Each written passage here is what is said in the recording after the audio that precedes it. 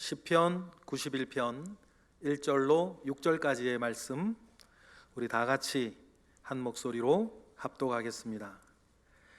지존자의 은밀한 곳에 거주하며 전능자의 그늘 아래에 사는 자여, 나는 여호와를 향하여 말하기를 그는 나의 피난처요 나의 요새요 내가 의뢰하는 하나님이라 하리니, 이는 그가 너를 새 사냥꾼의 올무에서와 심한 전염병에서 건지실 것이미로다. 그가 너를 그의 깃으로 덮으시리니 내가 그의 날개 아래에 피하리로다. 그의 진실함은 방패와 손방패가 되시나니, 너는 밤에 찾아오는 공포와 낮에 날아드는 화살과 어두울 때 퍼지는 전염병과 밝을 때 닥쳐오는 재앙을 두려워하지 아니하리로다. 아멘. 네, 추수감사절입니다. 오늘로 지난 시간을 돌아보며 하나님께 감사의 매듭을 단단히 맺기를 부탁드립니다. 이런 말이 있습니다. 성공하려면 미치고 행복하려면 감사해라. 공부나 어떤 일이라도 여러분, 미치면 성공합니다. 그런데 여기서 미친다는 것은 또라이 같이 되라는 게 아니고 집중한다는 것이죠. 집중한다는 것이 무엇일까? 여러분, 집중한다는 것은 지금 나에게 가장 소중한 것을 위해서 두 번째, 세 번째 소중한 것은 잠시 포기한다는 뜻입니다. 개인뿐만 아니라 좀 더 큰 단위인 공동체도 이렇게 집중하면 성공합니다. 소정의 성과를 이루어내기 마련입니다. 그게 세상의 이치죠. 우리나라가 그렇습니다. 우리나라가 산업화 시대를 지나면서 정말 미친 듯이 일하지 않으셨습니까? 그래서 오늘의 성장을 이루어내기도 했습니다. 그런데 그러면서 잃어버리지 말아야 할 더 소중한 것을 우리가 잃어버린 것은 아닌가 살펴볼 필요가 있는 것 같습니다. 여러분, 우리나라 인구의 38%가 우울감에 빠져 있다라고 하는 조사가 있습니다. 저도 이것을 깜짝 놀랐는데 2022년 작년 한 해에만 병원에서 우울증 진단을 받은 사람이 우리나라에서만 100만 명이 넘는답니다. 그러면 우울감, 우울증 같은 걸로는 병원을 가지 않고 있는 사람들도 많으니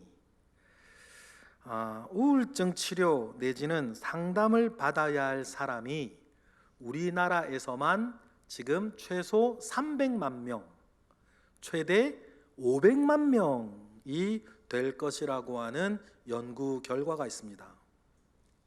산술적으로 우리나라 국민의 10명 중에 1명이니까 이 자리에 한 200명 정도 앉아 계신 것 같은데 20명가량은 우울감을 넘어 우울증 같은 마음을 가지고 살고 있다는 뜻도 되겠습니다.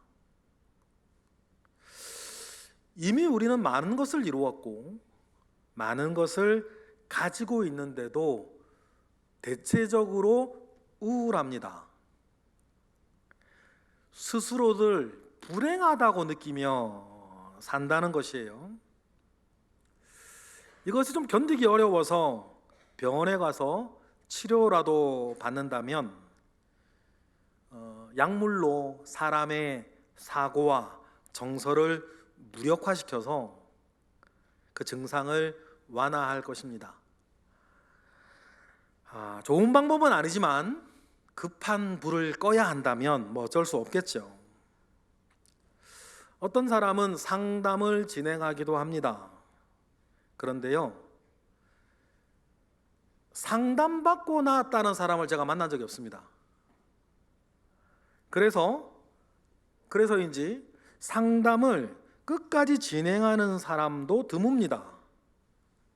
그 내담자들 대다수가 중간에 포기해요.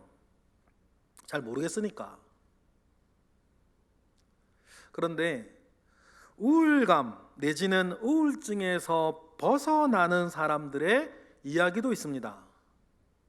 우울증에서 벗어나는 사람들의 공통적인 특징이 하나 있는데, 첫 번째 어떤 느낌이 그분들에게 찾아오냐면 감사가 느껴지기 시작한다는 거예요.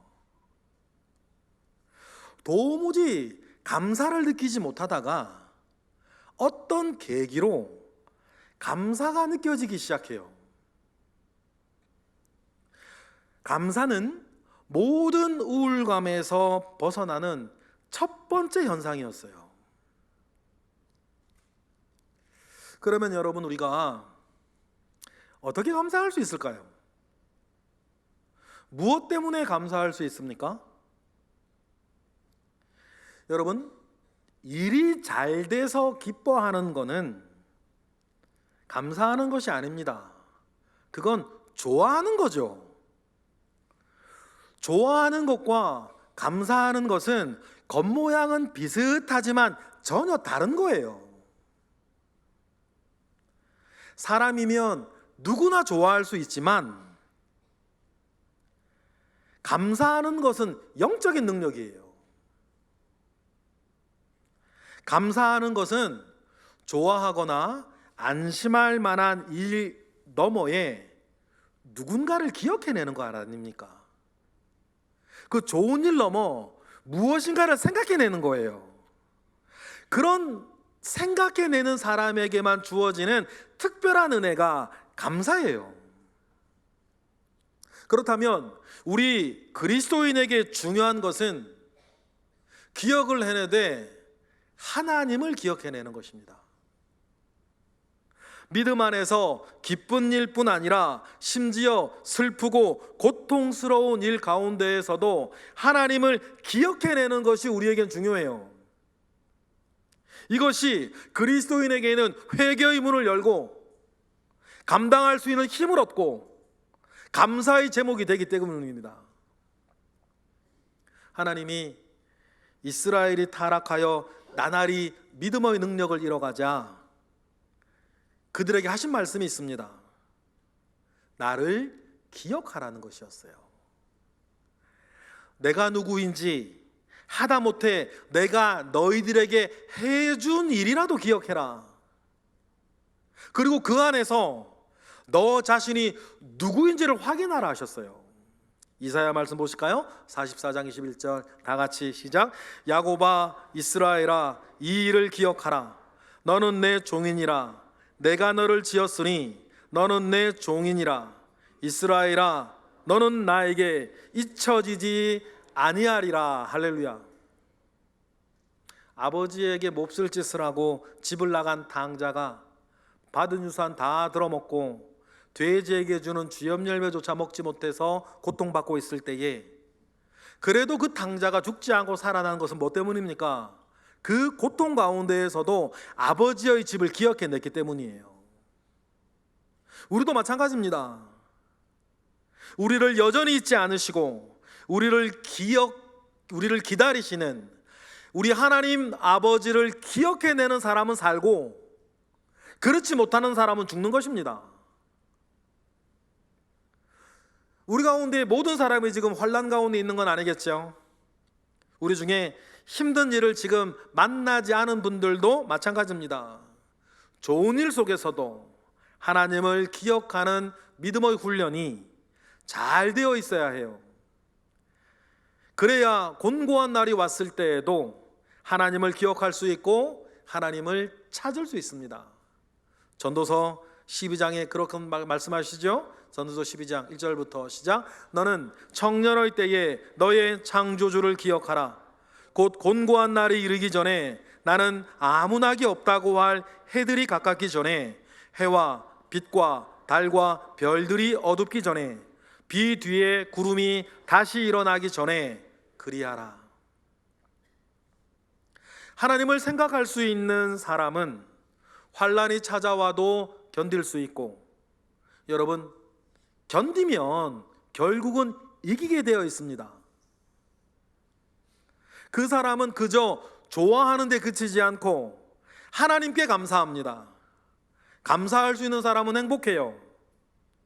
따지고 보면 여러분, 아까 성공하고 싶으면 미치고 행복하고 싶으면 감사하라 그랬는데, 따지고 보면 성공 자체가 목적은 아니지 않습니까? 성공해서 행복하고 싶은 거죠. 그렇다면 먼저 감사할 수 있는 사람이 되어야 하고, 먼저 행복한 사람이 되어서 성공하는 것이 순서 아니겠습니까? 성공해서 행복한 것이 아니라 행복한 사람이 되어서 성공해야 한다. 하나님은 이 땅을 살아가고 있는 자신의 모든 자녀들, 하나님의 백성들에게 또 한편 두려워하지 말라고 말씀하세요. 오늘 표현으로는 우울해하지 말라는 뜻입니다. 같은 뜻이에요. 이유는 분명합니다. 하나님이 살아계시고, 살아계신 하나님께서 여러분을 떠나지 아니하셨고 언제나 함께 할 것이기 때문입니다. 우리 신명기 31장 말씀 쭉 읽어보실까요? 믿음으로 받으시길 바랍니다. 시작. 너희는 강하고 담대하라. 두려워하지 말라. 그들 앞에서 떨지 말라. 이는 내 하나님 여호와 그가 너와 함께 계시며 결코 너를 떠나지 아니하시며 버리지 아니하실 것임이라 하고, 모세가 여호수아를 불러 온 이스라엘의 목전에서 그에게 이르되 너는 강하고 담대하라. 너는 이 백성을 거느리고 여호와께서 그들의 조상에게 주리라고 맹세하신 땅에 들어가서 그들에게 그 땅을 차지하게 하라. 그리하면 여호와 그가 내 앞에서 가시며 너와 함께하사 너를 떠나지 아니하시며 버리지 아니하시리니 너는 두려워하지 말라. 놀라지 말라. 믿음으로 아멘 하시기 바랍니다. 그러니 지금 해야 하는 것은 나의 일, 정직하고 또한 충성스럽게 하라고 하십니다. 뒷일은 하나님께서 알아서 해 주실 터이니 그렇게 살기만 하라는 거죠. 이러한 믿음과 이러한 마음 가운데에 살아가는 사람을 오늘 본문은 전능자의 그늘 아래 사는 자여 그렇게 불러요. 오늘 말씀 1절 읽어보실까요? 다 같이 시작. 지존자의 은밀한 곳에 거주하며 전능자의 그늘 아래에 사는 자여. 전 이 표현이 너무 좋아요. 전능자의 그늘 아래 사는 자. 지존자의 은밀한 곳에 거하며 전능자의 그늘 아래 사는 사람은 항상 다음과 같이 말하며 산답니다. 2절 읽어볼까요? 다 같이 시작. 여호와를 향하여 말하기를 그는 나의 피난처요 나의 요새요 내가 의뢰하는 하나님이라 말하고 살 것이다. 여러분, 이러한 믿음 안에서 여러분의 세상과 맞닥뜨리시기를 축원합니다. 전능자의 그늘은 여러분에게 세상이 주지 못하는 영원한 안식처가 될 것입니다. 하나하나의 사건 속에서 하나님을 기억하여 하나님께 감사하고 하나님께 감사하기에 그 속에서 안식을 누리는 것이 매 순간 확장되어야 할 우리의 안식일 아니겠습니까? 너희는 안식일을 기억하여 거룩하게 지키라 라고 하셨을 때에 그것은 우리의 일상 가운데에 확장되어야 할 안식으로 완성되는 것입니다. 일상 가운데 확장된 우리의 안식은 하나님을 기억하여 그 속에서 하루하루 안식하며 살다가 주님께서 예비하신 처소에서 영원한 안식을 맞이하게 되는 유일한 길이 아니겠습니까? 이것이 뭡니까?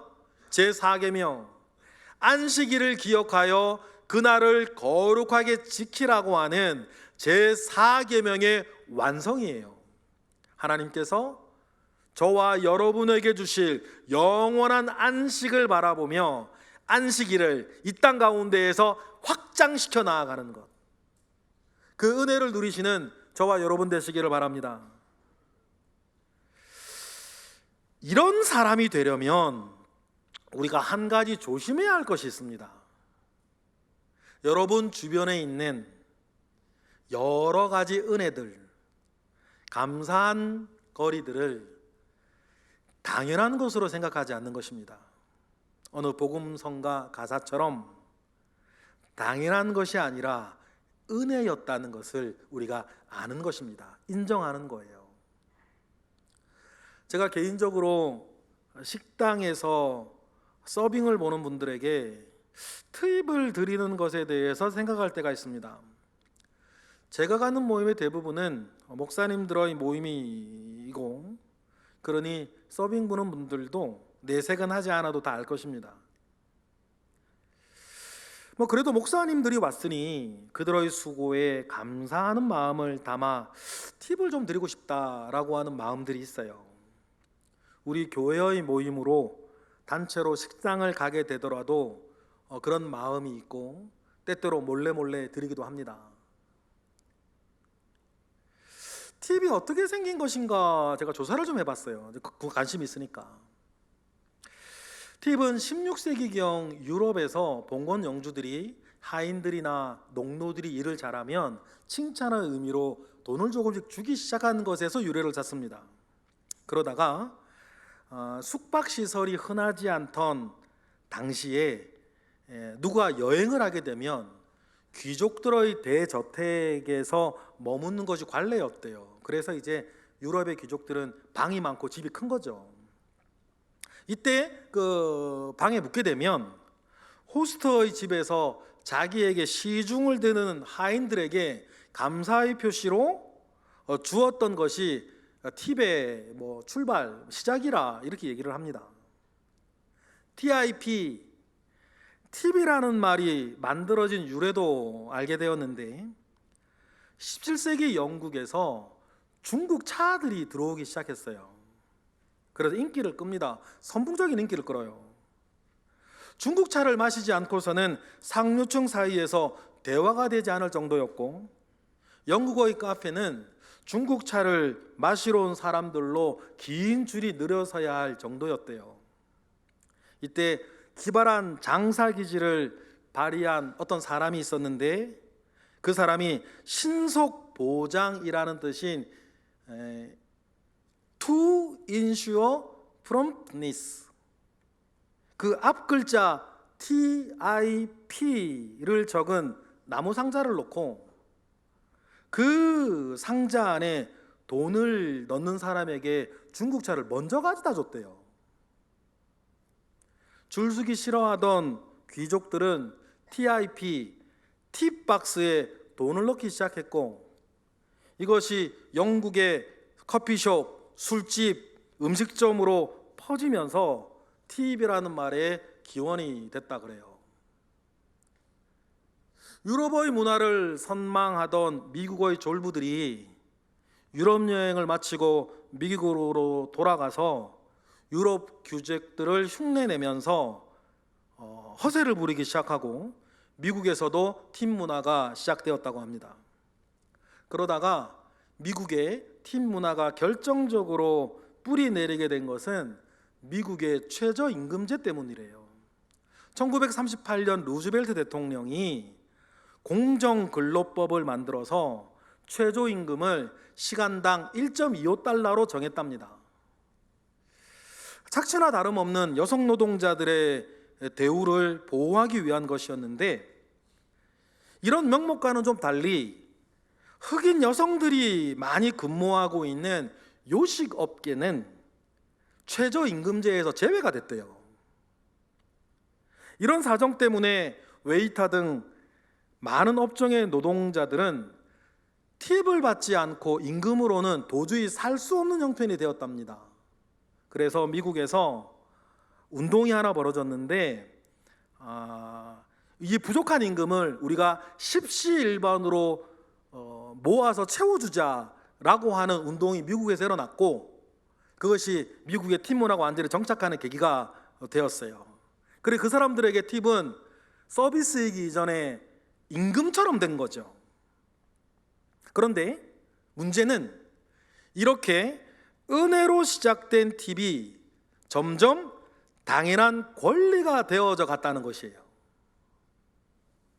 팁을 주지 않으면 서빙 요구에 응하지 않거나 팁을 안 주는 손님을 쫓아가서는 악착같이 받아내기도 하고, 식당에서 손님이 원하는 자리가 아니라 웨이터가 안내하는 자리에 앉아야 되는 것도 웨이터들 팁 배분하는 것 때문이래요. 한가로운 웨이터에게 서빙을 요청해봤자 모른 척 하는 것도 그 테이블에 팁을 받는 웨이터가 따로 있기 때문이랍니다. 이러한 것들이 기본권과 자유를 중시하는 미국의 헌법 정신과 맞지 않다고 해서 비판이 일었고, 일찍부터 팁 문화를 철폐하기 위한 운동들이 있었는데, 인건비 상승을 싫어하는 사장님과 팁이 사라지면 당장에 수입이 줄 것을 우려하는 근로자들이 다 반대해서 팁 문화는 어쩔 수 없이 지금까지 이어지고 있다고 해요. 그러면서 점차 요구하는 팁이 천정부지로 솟아오릅니다. 그래서 요즘 미국은 팁 문화 때문에 골치라고 하죠. 동전 몇 개로 시작하던 팁이 10%로 정해지더니 20-30%가 당연한 것처럼 여겨지다가 지금은 음식값의 40%를 팁으로 책정해놓은 가게들도 많이 생겨나고 있다고 합니다. 그러니 인플레이션이 아니라 팁플레이션이라고 하는 신조어까지 등장할 정도래요. 여러분, 가만 생각해 보십시다. 모두가 부담스러워하고 모두가 싫어해요. 그런데 팁은 받아야겠어요. 안 주면 짜증나고 미워지고 투쟁해서라도 받아내어야 하는 것이 되었습니다. 그러니 뭡니까? 누구나 불편해지고 누구나 불행해지는 문화가 되어버린 거예요. 여러분, 이처럼 처음에는 감사했던 것들이 당연한 것으로 요구되어지고 요구가 관철되지 않으면 분노하는 일들이 저와 여러분 주변에는 없기를 축복합니다. 그것은 자기와 다른 사람들 모두를 불행하게 만드는 일입니다. 흔한 말로 호의가 계속되면 권리로 한다고, 호의가 권리가 되는 순간 우리 모두는 불행해져요. 왜냐하면 감사를 잃어버리기 때문이에요. 하나님께서 우리에게 은혜로 주신 것들이 많이 있습니다. 그것을 당연한 것으로 여기고 감사하지 않게 되면서부터 불행은 시작돼요. 광야의 이스라엘이 그랬지 않습니까? 아무런 먹을 것이 없던 광야에서 처음 만나가 내릴 때에 그들은 감격했고 꿀 섞은 과자 같다고 환호했어요. 그런데 매일매일 이슬처럼 내리는 만나에 그들은 익숙해졌고 당연한 것으로 여겼고 감사를 잃어버렸어요. 그리고 나중엔 뭐라 그래요? 이 하찮은 것이 먹기 싫도다. 그렇게 말하며 하나님이 주신 은혜를 모독하지 않습니까? 여러분, 그러면서 그들에게 불행의 싹이 피어오르기 시작해요. 여러분, 은혜가 당연한 것이 되었다는 것은 주신 일을 잊어버렸다는 뜻이에요. 성경은 어떤 이유에서건 하나님을 잊어버렸다면 그 잊어버린 사람에게 다음과 같이 경고합니다. 우리 시편 50편 22절 다 같이 시작. 하나님을 잊어버린 너희여, 이제 이를 생각하라. 그렇지 아니하면 내가 너희를 찢으리니 건질 자 없으리라. 우리는 하나님을 기억하여 하나님께 감사하는 사람이 되어야 합니다. 이것이 그리스도인이 가져야 할 감사의 프레임 아니겠습니까? 언제부턴가 프레임이라고 하는 단어가 흔히 쓰여요. 보통은 정치적으로나 사상적으로 누군가를 규정하고 규제하는 부정적인 뉘앙스로 쓰이더라고요. 그런데 여기서 프레임은 사고의 틀 아닙니까? 어떤 사람이 어떤 사고를 가지고 있어서 그에게 어떤 일이 생기고 어떤 말을 들으면 그는 어떻게 생각하게 되고 무엇을 느끼게 되어서 어떻게 행동하게 되는가를 말하는 거예요.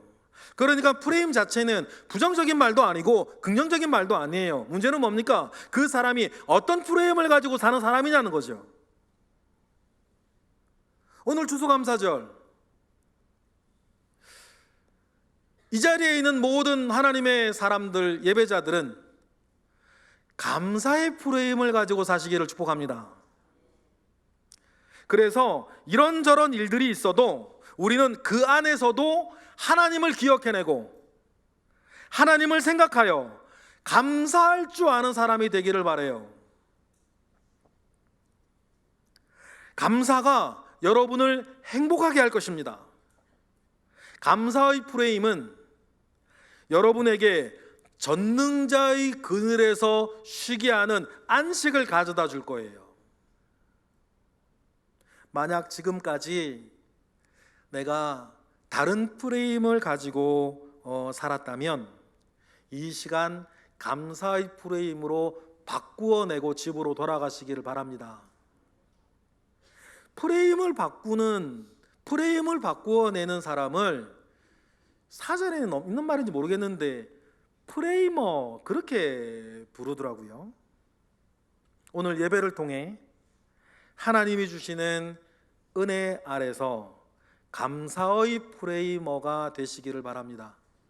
그래서 여러분도 행복하고 여러분이 감사의 프레이머이기에 여러분 주변에 있는 사람들도 덩달아 여러분의 감사 안에 녹아지기를 바라요.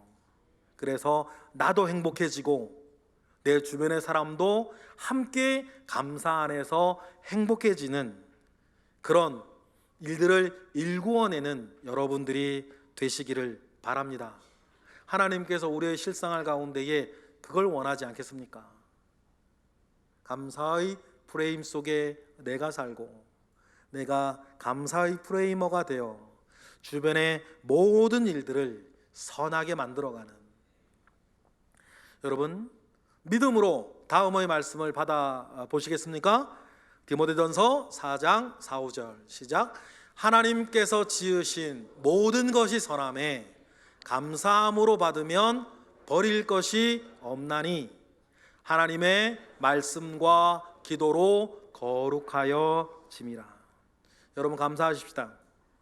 하나님을 신뢰하고 하나님께 맡기고 그 안에서도 하나님이 하실 일이 있다는 것을 기억해내면 여러분 그는 감사할 수 있어요.